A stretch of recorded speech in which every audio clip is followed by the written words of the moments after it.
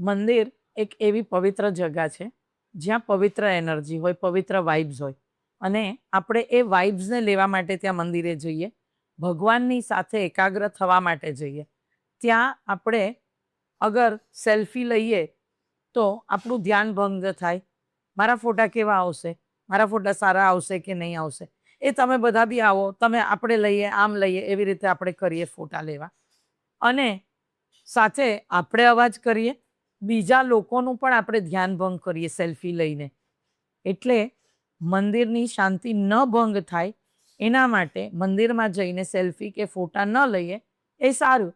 અને પહેલાના વખતમાં ક્યાં મોબાઈલ કે કેમેરા કે એ હતું જ્યારે મંદિરોમાં લોકો જતા હતા? આપણે દર્શન કરવા, ધ્યાન કરવા, ભક્તિ કરવા જ જતા હતા ને. તો જે વસ્તુ માટે જઈએ છીએ એ કરીએ તો એ વધારે સારું.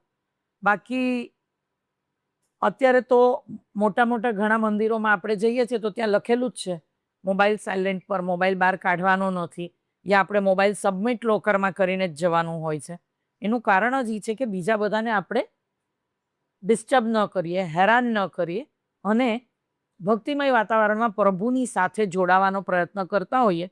આપણે પણ એના માટે જઈએ છીએ તો એ જ કાર્ય કરીએ. શું કહો છો વ્યુઅર્સ?